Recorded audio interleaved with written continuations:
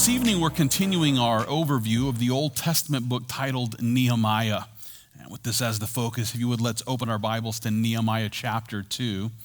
As you make your way to the second chapter of Nehemiah, I just want to take a moment to remind you that Nehemiah was a Jewish man who was born in Persia during the Babylonian captivity. And what this means is that Nehemiah, he had never actually been to the land of promise. Now, I'm certain that he grew up hearing stories about the land of their inheritance. But we also know that Nehemiah was, one of the Jews who was not only born in Babylon, but he remained in Babylon after the Israelites were released from their captivity. As a matter of fact, it was 537 BC when King Cyrus decided to release the children of Israel from their Babylonian bondage, and that's when the first wave of exiles returned to Israel, and that happened under the leadership of a leader named Zerubbabel. And then it was about 80 years later when a second group returned to the land under the leadership of a priest named Ezra.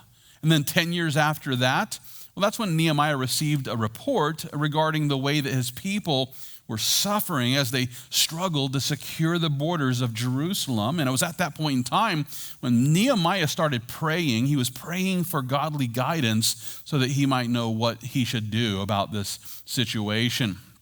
As a matter of fact, it was back in the first chapter of this book where we found Nehemiah. He was prayerfully asking the Lord to provide him with the opportunity to go and present his concerns to the king.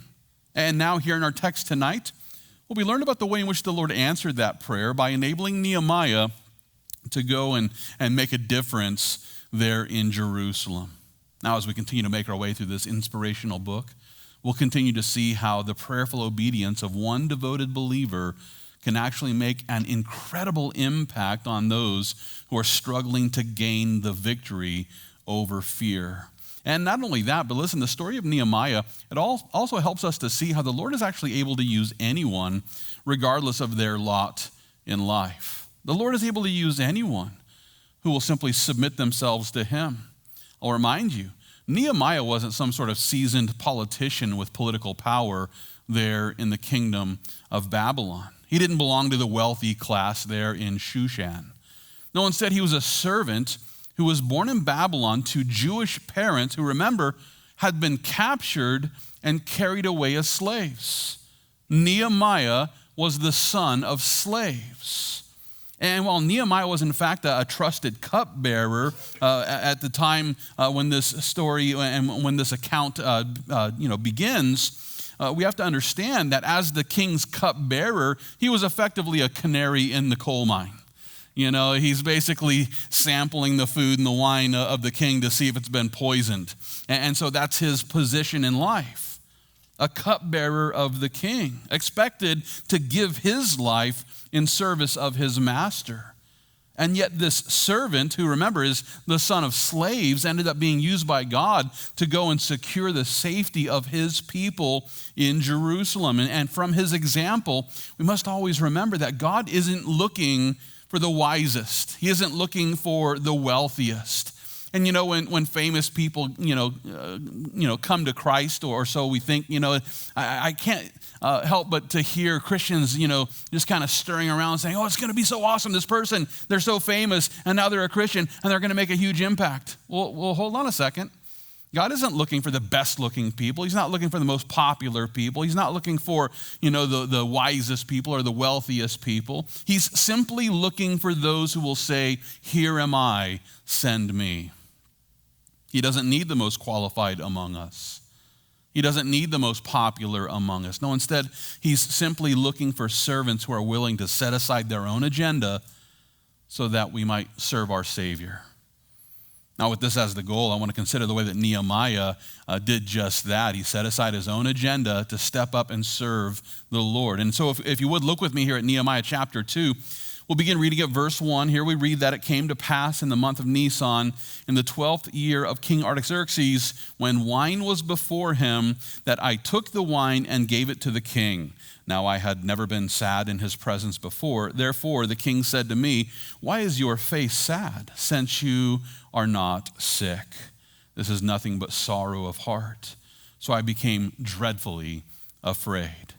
Now, I want to stop right here. I want to consider how it's here in the beginning of this chapter where we find Nehemiah.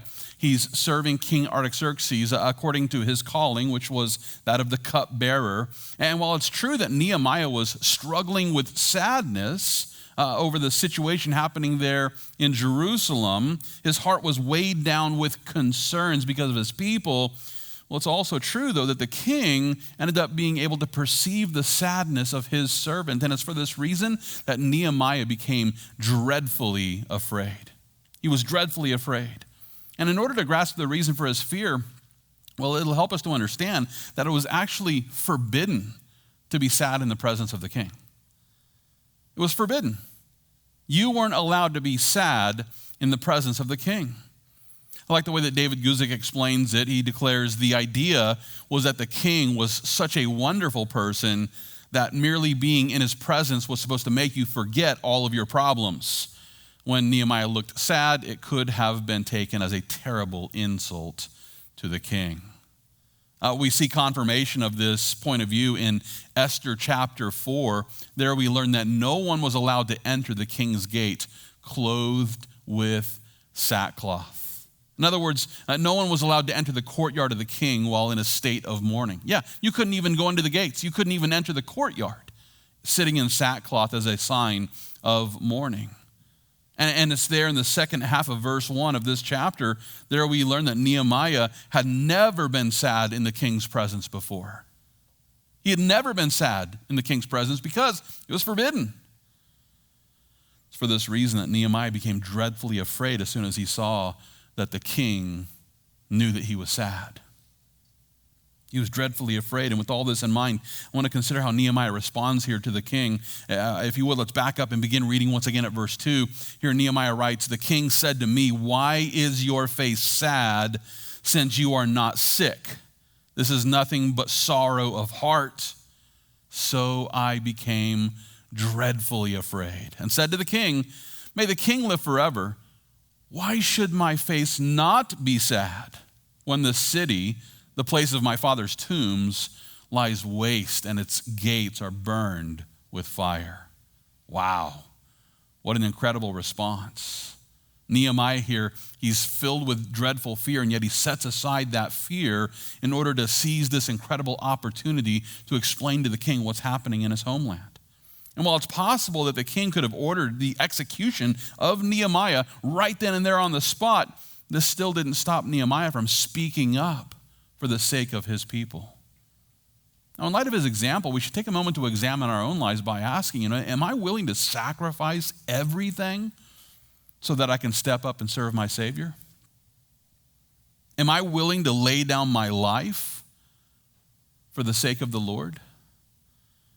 Or am I just sadly sitting in silence as I attempt to avoid anything that might threaten my position at work or my ability to make a living? And with this question in mind, it's important for us to understand that the saints of God who actually change the world are those who are willing to sacrifice their own agenda for the glory of God. I encourage you, for homework, you can read Hebrews chapter 11 to learn about the hall of faith. But I like the way that Paul sums it up in Hebrews chapter 11, verse 33. There he says, he speaks of those who through faith subdued kingdoms, worked righteousness, obtained promises, stopped the mouths of lions, quenched the violence of fire, escaped the edge of the sword, out of weakness were made strong, became valiant in battle, turned to flight the armies of the aliens. Women received their dead raised to life again. Others were tortured, not accepting deliverance, that they might obtain a better resurrection. Still others had trial of mockings and scourgings, yes, and of chains and imprisonment. They were stoned, they were sawn in two, they were tempted, were slain with the sword. They wandered about in sheepskins and goatskins, being destitute, afflicted, tormented, of whom the world was not worthy. They wandered in deserts and mountains and dens and caves of the earth, and all these having obtained a good testimony through faith. Simply put, the saints of God who end up making an impact on this world are those who are willing to sacrifice everything for the sake of our Savior. And in light of their example, we should take a moment to examine our own lives by asking, am I of this faith? Do I have this sort of incredible faith that my life might end up in the hall of faith someday? Am I ready to risk it all so that I can accomplish my calling in Christ? Am I willing to suffer the trials of mockings as I preach the message of our Messiah? Am I willing to suffer the social media scourgings that occur whenever my unbelieving friends express their contempt for my commitment to Christ? When the gospel message becomes a hate crime here in America, and oh yeah, that's coming. Will you be ready? Will you be ready to endure the fines because you posted a Bible verse, on social media? Will you be ready to suffer the punishments that occur, when the jackboots come kicking in the door? Listen, if you're concerned today that you won't have enough faith to stand, then it's time to start exercising your faith today. The more time we spend studying the Word of God, the more faith we'll have. Yeah, that's the way it works. The more time we spend studying the Word of God, the more faith we have. How do I know this? Well, because that's exactly what Paul tells us, that faith comes by hearing, and hearing by the Word of God. The more I listen to the Word of God, the more I receive the Word of God, the more faith I have. How does that work? Well, because the more we get to know the God of the Bible, the more we realize how He's already secured our victory for us. The Lord is the one who stopped the mouth of those lions. You think Daniel stopped the mouth of the lions? No, it was the Lord. The Lord is the one who toppled the walls of Jericho. The Lord is the one who saved His servants from the fiery furnace. The Lord is the one who gave Nehemiah favor as he stood there before King Artaxerxes. And the more we learn these stories and the more we see how powerful our God is, well, that's the more faith we have in knowing that whatever comes our way, the Lord can handle it. We just have to continue fighting the good fight of faith. With this as the goal, I want to consider how the king responds to the concerns of his servant Nehemiah. So if you would, let's pick up our study of Nehemiah chapter 2. If you would, look with me there beginning at verse 4. Here Nehemiah writes, "Then the king said to me, 'What do you request?' So I prayed to the God of heaven, and I said to the king, 'If it pleases the king, and if your servant has found favor in your sight, I ask that you send me to Judah, to the city of my father's tombs, that I may rebuild it.'" Now, here in these verses, we find King Artaxerxes providing Nehemiah with this opportunity to share his heart, to share his thoughts about the best way to solve the problems happening back in the land of promise. And in this way, we can see how this king from Persia, he was actually encouraging Nehemiah to switch from complaint mode to solution mode. That's difficult for many of us. To switch from complaint mode to solution mode is something that some people have never even considered. But I love the king's style of leadership here because, listen, anyone can come a complaining. That's easy. It's easy to complain. Trust me when I tell you, if anybody has a list of complaints about things happening in the world or things happening in the church, I'm the guy. I've got lists upon lists. I've got lists and sub-lists and all kinds of complaints. I could present you with a long list of complaints about everything that's imperfect here in our church. Like it is always way too warm in this auditorium. But I don't complain.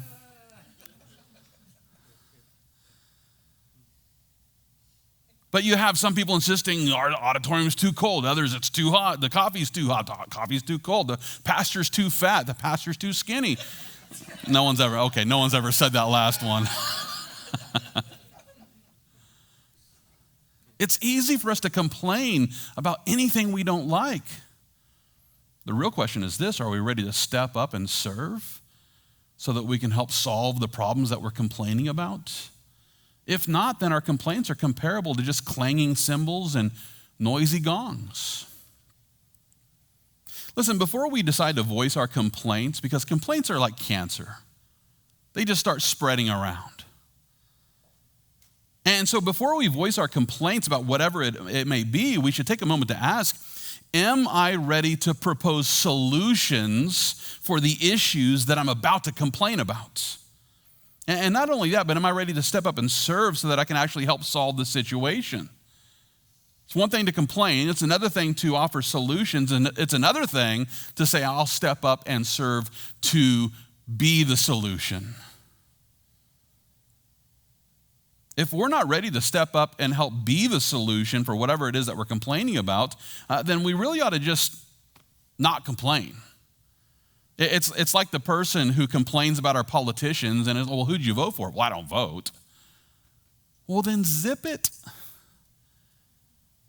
If you don't vote, you don't have the opportunity to complain. Well, there's nobody to vote for. Sure there are.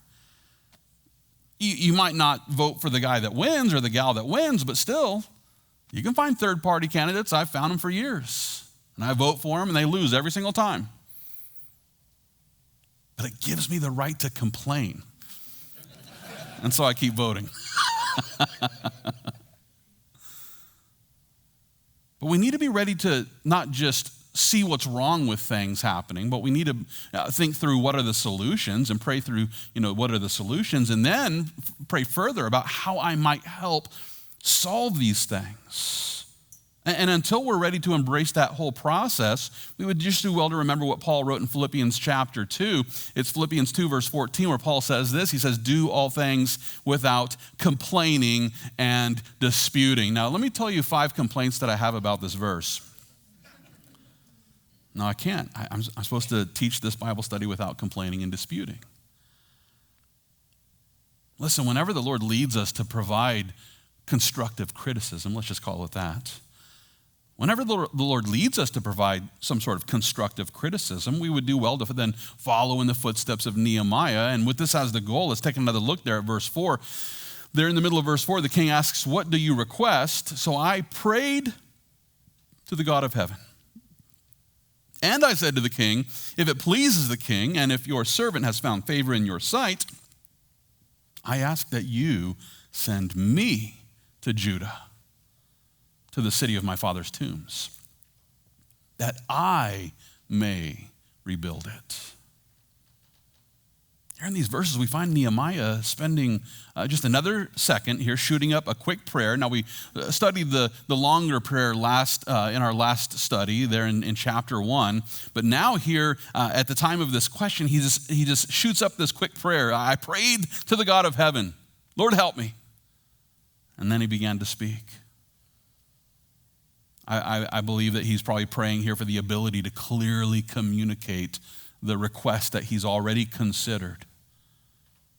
And then after spending that second praying to the King of Kings, Nehemiah turns to King Artaxerxes and asks for permission to go and help his people there in Judah.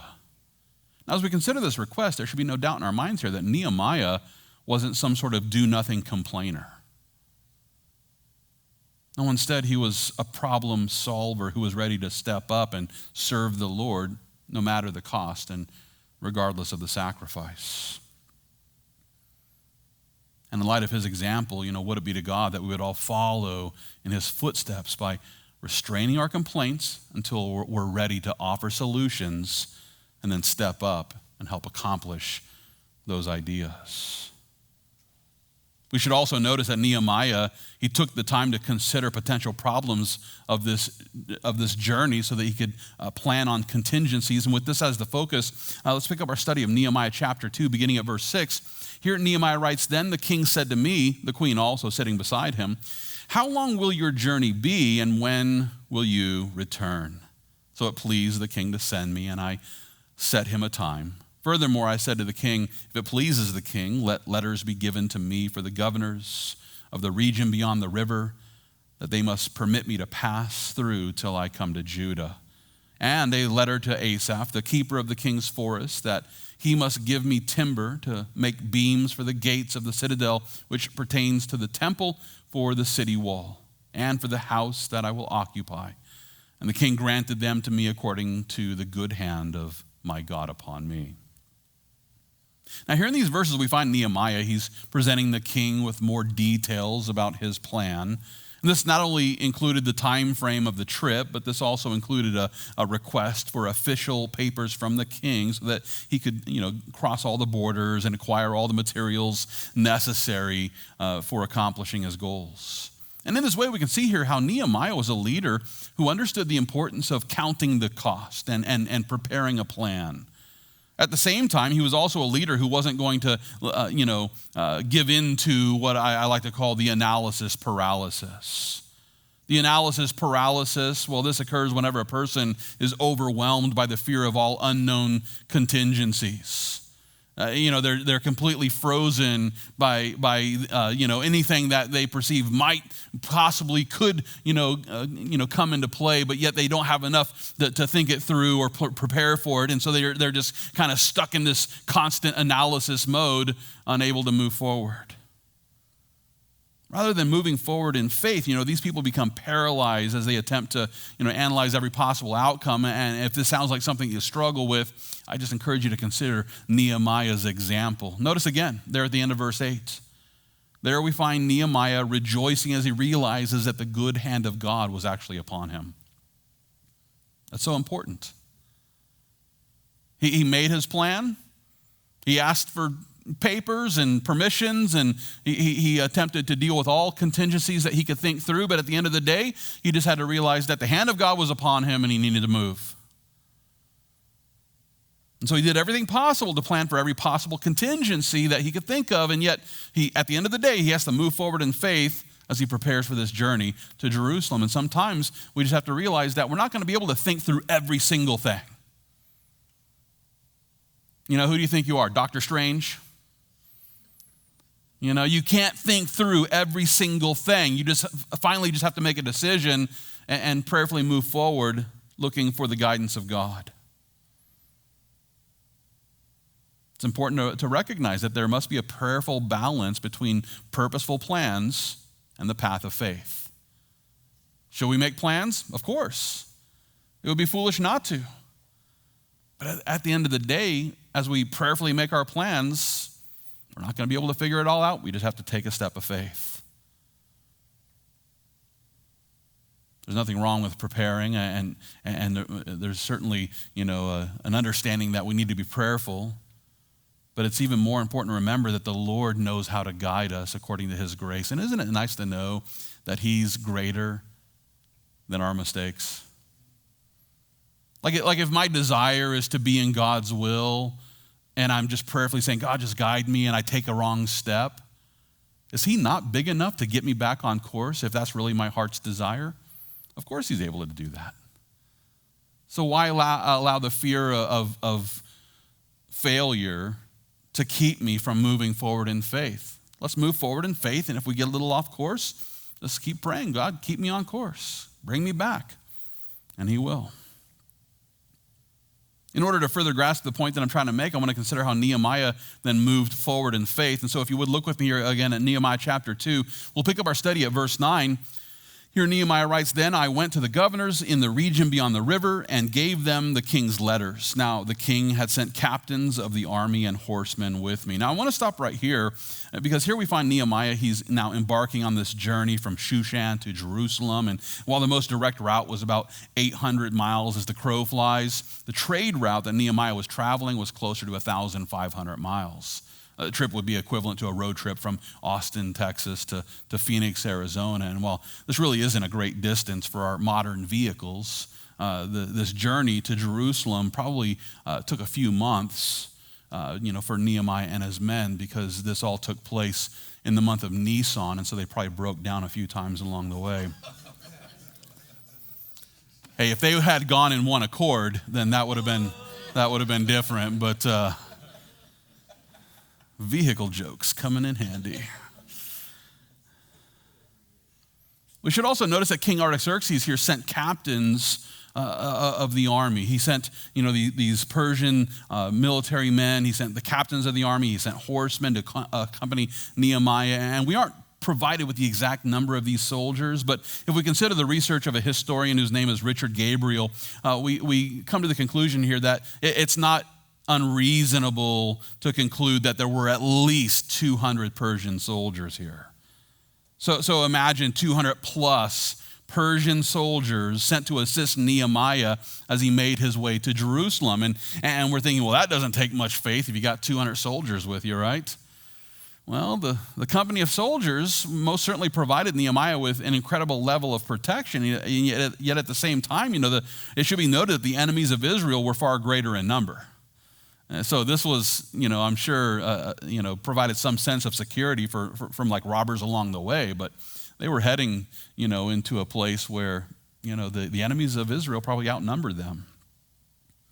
And not only that, but listen, the news of their journey traveled faster than their horses. They're in a large company and they're traveling probably pretty slow, and you better believe as people found out what was happening that they rushed ahead with news to the enemies of Israel, letting them know that these guys were coming. And Nehemiah probably knew that his arrival in the land of promise would quickly result in conflict, as the enemy had all the time in the world to prepare, as it probably took them at least 3, maybe 4 months to make this trip. In order to further consider what I'm trying to say here, let's pick up our study of Nehemiah's account found here in chapter 2. Look with me there at verse 10. Here Nehemiah writes, "When Sanballat the Horonite and Tobiah the Ammonite official heard of it, they were deeply disturbed that a man had come to seek the well-being of the children of Israel." Here in this verse, we find the first of many references to these antagonists, one named Sanballat and the other Tobiah. Sanballat the Horonite was from a town in Moab. He's probably a Moabite man, and at this point in time, it's believed that he was the governor of Samaria. And then there was Tobiah the Ammonite, who was also an official. He had an official position within the Persian kingdom. Some speculate that he was possibly the governor of Ammon. And we don't know a great deal about these two men, but what we do know is that they were deeply disturbed after hearing the news that Nehemiah was on his way to help secure the borders of Jerusalem. And in similar fashion, listen, the devil and his demons are also disturbed whenever Christian leaders in the church start helping newer believers to start establishing spiritual boundaries for their lives. Much like Sanballat and Tobiah, the devil and his demons, they are deeply disturbed when Christians start setting up boundaries and borders for their life. And in order to grasp my point, it'll help you to understand that the devil and his demons, they want the disciples of Christ to live in a constant state of distress. That's what they want. They want us to live in a constant state of distress, and the reason why is because the distressed disciple is a Christian who's unable to accomplish the Great Commission. If you're caught up with all the worries of this world, and still stuck, with all the temptations that come from the lust of the flesh and the lust of the eyes and the pride of life, well, then you're not out there living the victorious Christian life and leading others to Jesus Christ. And that's what they want. They've lost the battle for your soul. That happened at the moment you became a believer. And so all they have left is just to stop you from making an impact in anybody else's life. And so it's for this reason that the enemy is constantly trying to keep us trapped by our temptations. Think about it. If the enemy can keep the Christian focused on their flesh, then they really don't have time nor the energy to fight the good fight of faith. If they can keep you focused on how mad you are at that other believer, if they can keep you focused on, everything wrong with the world, if they can keep you focused on all the things that draw you away from a close walk with the Lord, then they're keeping you from fighting the good fight of faith. And it's for this reason that the enemy will try to keep weaker Christians from connecting with spiritual leaders. They try to keep weak Christians on the fringe of the church, because out on the fringe of the church where there's no accountability and there's no real discipleship, the enemy can pick those believers off one by one. It's for this reason that we need to connect with the spiritual leaders of our church who can actually help us to establish spiritual boundaries, which can then help us to set up those guards to block those temptations that want to take us back into the bondage of Babylon. To further explain my point, let's turn our attention back to Nehemiah's account. If you would look with me there at Nehemiah 2, we'll pick up our study beginning at verse 11. Here Nehemiah writes, "So I came to Jerusalem and was there 3 days. Then I arose in the night I and a few men with me, I told no one what my God had put in my heart to do at Jerusalem, nor was there any animal with me except the one on which I rode. And I went out by night through the valley gate of the serpent well and the refuse gate, and viewed the walls of Jerusalem, which were broken down, and its gates, which were burned with fire. Then I went on the fountain gate, onto the fountain gate and to the king's pool, but there was no room for the animal under me to pass. So I went up in the night by the valley and viewed the wall, and then I turned back and entered by the valley gate, and so returned. And the officials did not know where I had gone or what I had done. I had not yet told the Jews, the priests, the nobles, the officials, or the others who did the work.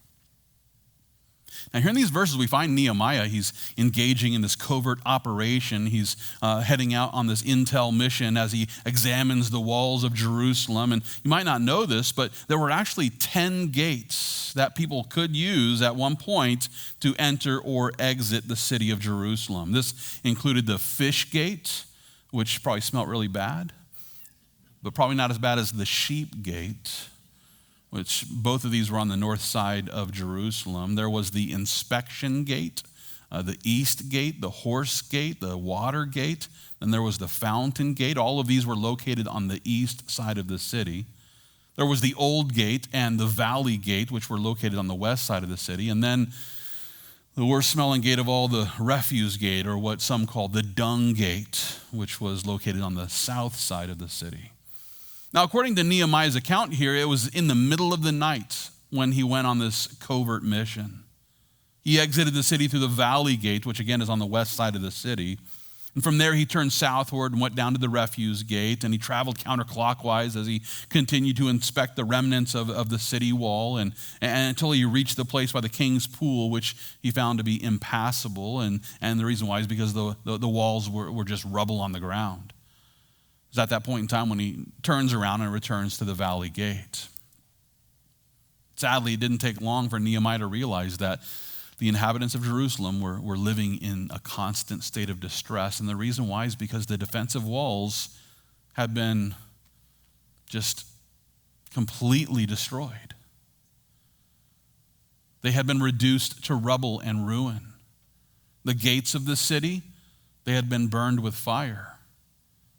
And with that being the case, their enemies were free to just come and go as they pleased. There was no real defensive wall nor gates to close. And from this, I would like to point out that it's in a similar yet spiritual way that there are many Christians in the church today who have allowed the enemy to access the temple, so to speak, because their gates are wide open. I'm not talking about physical gates, I'm instead referring to the eye gates and the ear gates that provide access to our mind and to our hearts. And it's sad to say that there are many Christians in the world today who are allowing the enemy full access into their immaterial mind simply because they're failing to guard their gates. They're failing to guard what they look at and what they listen to. I like the way that Jesus addresses this in Matthew chapter 6. It's there where he declares, "The lamp of the body is the eye. If therefore your eye is good, your whole body will be full of light. But if your eye is bad, your whole body will be full of darkness. If therefore the light that is in you is darkness, how great is that darkness?" In other words, listen, if your eye is focusing your attention on the dark things of this world, then you're allowing that darkness to permeate your entire being. When you focus your eyes and focus your ears on things that are just spiritually dark, you better believe it's going to affect your entire life. You're constantly going to be wrestling with those thoughts, those ideas, those things that you've placed in your own brain. Listen, if you sit around watching depressing movies and getting drunk on depressing alcohol, don't be surprised when you're always depressed. Well, I'm depressed. I got to go take antidepressants now. Why don't you just stop looking at all this depressing stuff? Well, I like to get home and just have a real ugly cry after work, and it's just, what? Why? Why do you want to focus on depressing things? It's going to make you depressed. If you spend all your time listening to sexually explicit music or watching, softcore porn that Hollywood puts out, don't be surprised when you're walking around constantly dealing with lustful thoughts. I think it's simply put in this way: garbage in, garbage out. When you focus your eyes and tune your ears into things that are just nothing but spiritual garbage, that you just don't turn that off. That follows you throughout the entire day. And then you show up to church and you try to worship, and all you're doing is, the enemy is attacking you with all these things that you placed in your own brain. We have to guard the gates.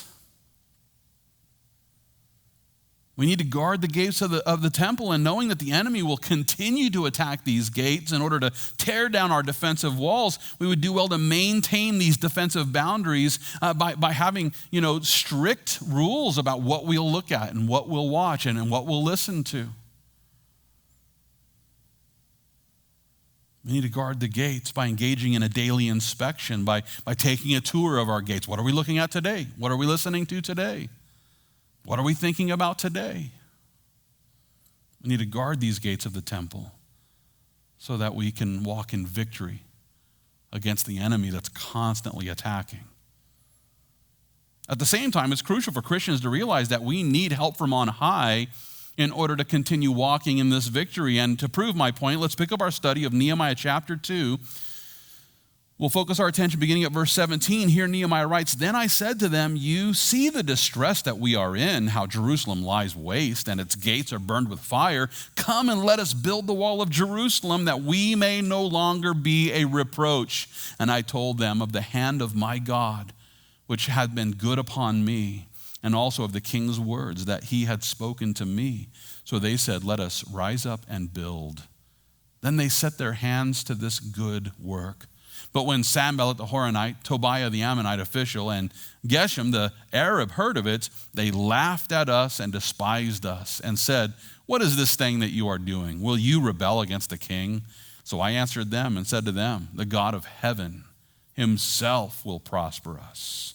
Therefore we, his servants, will arise and build, but you have no heritage or right or memorial in Jerusalem."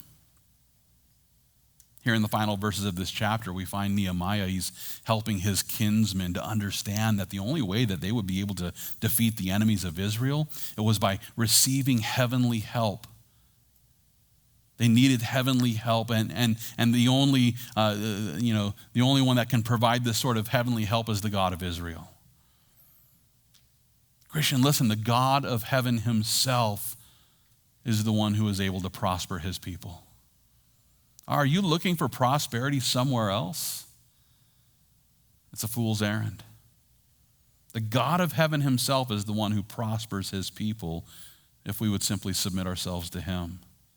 He alone is able to empower his servants so that we can arise and accomplish everything that he calls us to do. And with that being the case, I encourage every born-again believer to follow in the faithful footsteps of Nehemiah. And with this as the goal, it's crucial for every Christian to remember that our victory over the enemy, it's not based on our personal position. It's not based on our power. No, instead, our victory over the enemy, it's found in Jesus Christ, because Jesus is the one who secured our victory there on the cross. I like the way that Paul put it in Romans chapter 8. It's there where he asks, who shall bring a charge against God's elect? It is God who justifies.